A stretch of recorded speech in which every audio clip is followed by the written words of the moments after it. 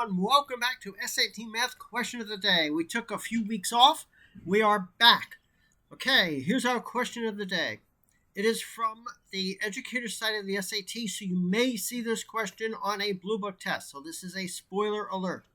Okay, y is equal to 4x plus 1. 4y is 15x minus 8. The solution to the given system of equations is xy. What is the value of x minus y?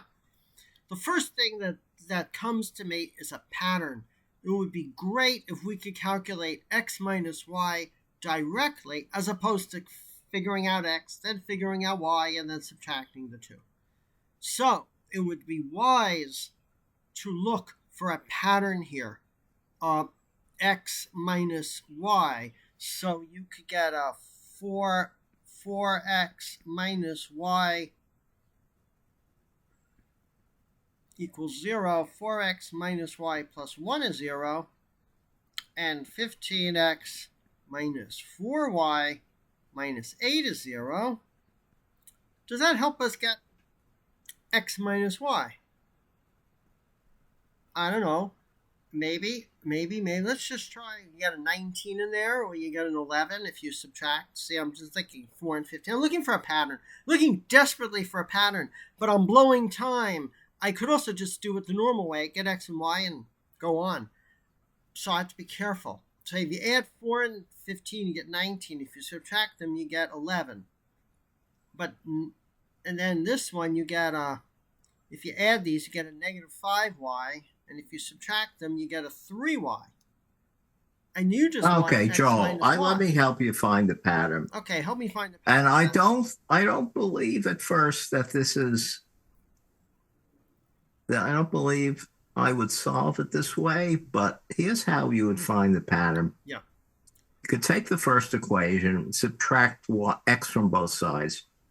Oh, very clever. So you get y minus x. And yet to get an equivalent equation, you have to subtract it from both sides. Right. So I subtract, I'll write out all the steps. 4x plus 1 minus x. And that simplifies to 3x plus 1. Right. Now, we try to do a similar thing to the other equation. So what we would like is to have a 4 times y minus x on the left. Right. So in order to get that, we have to subtract a 4x from the right. Yeah. Okay, so this equation is equivalent to the equation you get by the right-hand side minus 8 and subtract 4x. Yeah. And that gives you, what, 15 minus 4 is 11x. Minus 8. Plus. Minus 8. Minus 8. Minus 8. Right? Am I right? Yeah. Now the problem is to solve for x minus y. So let's call x minus y t. Okay. And so the system of equations is minus t. So this thing is minus t. So the first equation becomes minus t is equal to 3x plus 1. And minus 4t is equal to 11x minus 8. Right. Now we want to solve for t. Yeah. So all we care about is t. So we would then eliminate x. Oh, very. And we get one equation for t, then one equation, and then divide by the coefficient of t, and you get the answer. Oh, that's a really efficient way of doing it. It doesn't look like there's a pattern to do it any other clever way. Wow. Yeah. This is why Seth has the PhD. But however, it might be most economical on the test to just, do it the conventional ways to solve for x and to solve for y. Right. Yeah. And then calculate x minus y. It seems like that is the most efficient way, which is very surprising. So we could do But what the thing is, with the system I got, is a bit of arithmetic Yeah, to eliminate x. of course. Yeah, you got to do an 11 and 3. Yeah. Yeah, You're going to have a common coefficient of 33. yeah. So doing the other way, you would do an eliminate. You would do substitution 4, Yeah, and but then to eliminate the 4x plus y, 1. you go, yes. However, to eliminate y, you can multiply the top equation by 4, Yeah, or you just and you use get substitution. 16x minus 4, which so it's easy to eliminate that. You get a single x. Yeah. So just I'm do the just using. conventional thing Yeah, I'm just using on the substitution. original equation, and it's easy to solve for x. Right. Yeah. I'm just using a substitution. I'm taking the y and just shoving it in there and being careful about parentheses. So That's this saying is x equivalent. is equal to So you get negative x plus 12. 4 equals minus 8. Yeah, x is negative 12. Oh, yeah, and if x is Yeah. negative 12, then this is 4 times negative 12 plus 1. So that's negative 48 plus 1. So that's negative 45. Now you just have to So, be careful. No, 47. 47. 47. Yeah. 47, yeah. 47. So So now negative x is 47. And then you negative have to be 12 careful. plus 47, which is 35. And unfortunately, when I was playing with this, I looked at my eyes saw the answer, and it is 35. So this is the same answer they got. Yeah. Wow. So this is really sleazy or surprising, really, in that the fastest way to do this is the normal way. Even though it smells like there's a pattern, and usually, most of the time, you see when teachers throw things at you like this, there's some really clever way to get that where you don't actually have to get the x and the y. Yeah. But in this case, it turns out that it is the best way. Now they did make it easy. They did make it easy because this equation is very easy to solve because you subtract 15x. Yeah. You just get x just pops right out, and then you just plug the x right in. This is a digital test, which means you can't do what we're doing on the paper. They don't have a touch. You're actually going to have to copy this down and physically do this, as opposed to the old style test where you could actually do the work on the paper. So there's this danger that you can make a mistake copying. Yeah. Okay. Well, so would you use a calculator? You could use the Desmos calculator, right? Oh, shoot. And you could solve the two equations by plotting them on the calculator, and then you see what x and y is, and you see the difference. We are so old school. Oh my God! Yeah. Of course, that's the way. I bet in the answer they don't say to do that. Oh my, Seth, thank you. Absolutely, that's the way to go. Oh, but thankfully, most people aren't our age; they're younger. So most people taking the test are younger, so they're going to think Desmos. Absolutely right. Yeah. So we're going to have to do that because that really is the fastest way to get the answer. So we're going to have to do that in a second.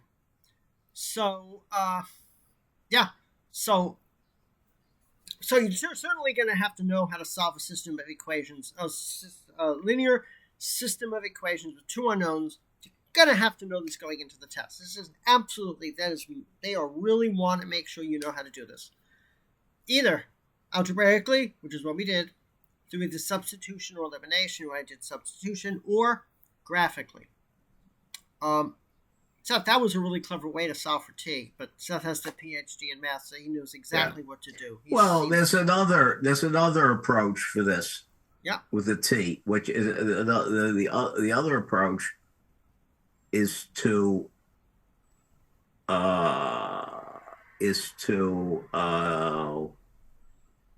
change variables. So you want a new variable t to be x minus y. Right, yeah. And then you solve for x. No, let's do it. Let's solve for y in terms of t. So y equals x minus t. Okay. Right? That's right. And then you substitute this y into the y in the equation. And then what you get is two equations in two variables. The two variables are x and t. Right. And then you solve it for t. So you get, Oh, so yeah, you end up with the same, equations I got, but this Right. is a different way of setting it up. It doesn't require the cleverness of, okay, I'm going to subtract x from both sides. Right. Yeah. But but the overall arching big idea here is algebraic and being clever algebraic manipulations. Right? Okay, listen, Clever no. algebraic What manipulations. in algebra? There's a name. There's a name for, you don't. This is something you could learn. It's not a matter of thinking it up by cleverness right at the test. Of course. The name that they give to it in a class is changing a variable. Changing a variable, right? Yes. Yeah, changing changing a system of equations in the two variables x and y to a system of equations in which there one of the variables is different, t and y, plus an equation that relates the t to x and y. Right. The question is whether that's taught at the high school level for people taking the SAT. Yeah, well, it ought to be. Okay, so this is something to keep in mind.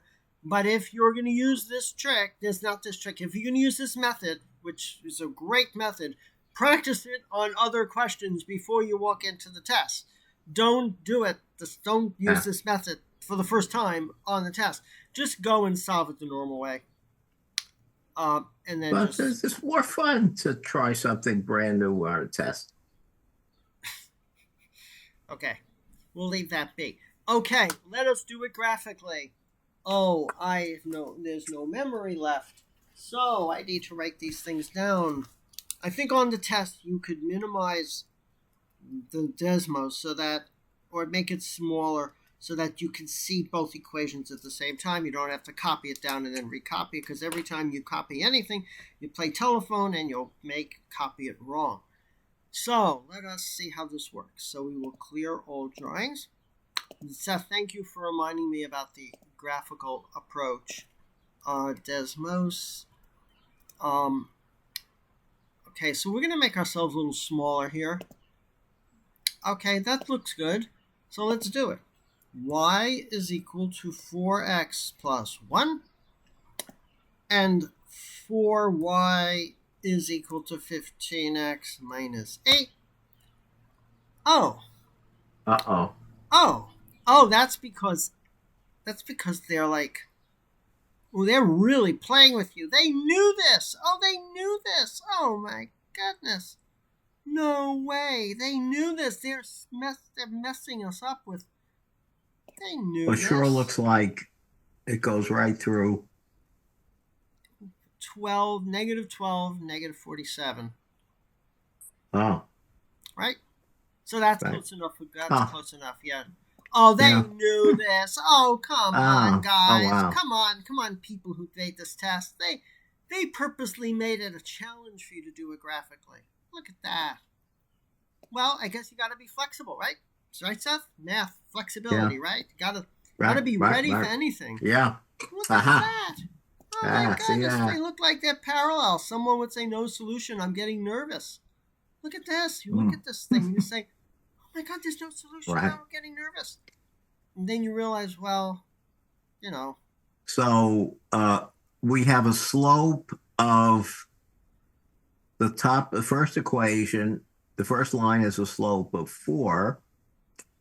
And the second one has a slope that is almost a little 3 3/4. Yeah, there we go. In other words, 4 minus a quarter. Right. Wow. Yeah. Okay, there we so are. X and Y. 1247. Yeah. Okay. Wow, pretty interesting, right? They really threw one at people. But the graphical approach. Yeah, that's interesting. Yeah. But the yeah. graphical But approach. the thing is, will Desmos actually solve? You give it two Maybe. equations. I don't know. It may. I don't know. Well, I think you should find out. Okay. Is there a help thing on Desmos? No, we're not going to do it now. I don't think Why not? so. But this does. But the TI. Click on the question mark for help on the far right upper right hand corner. Right. Click on it. I don't see the. There's not a search bar. Okay. Okay. So fine. what is this? Help center. There's no search. If there's no visualize data. There's no search button. It says learn more about advanced features. Yeah, so we're just wasting everyone's time. Oh. No, I don't think so. I don't think so. The do a control F and say solve. No, there. Okay. Solve. No. Solve. Yeah, we go. No, this doesn't. Aha! So they don't have the thing for solving. Yeah, they don't have the thing for solving, but the Casio calculator does. Yeah. I'm not sure if the TI calculator does. Yeah. I don't know.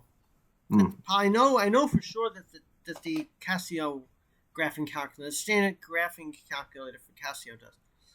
But it's okay. You can graph it. You can graph it. Yeah. Okay, so let's see how they say it. Rationale. Okay, let's see. Yeah, that'd be cool. Not say to do it graphing wise. Unbelievable. Graphing solution is the way to go. Anyway, they say they do it the regular way, right? They get -47 and -12. Yeah. Okay. Yeah. Again, I think they just doing it the conventional way is a pretty efficient method.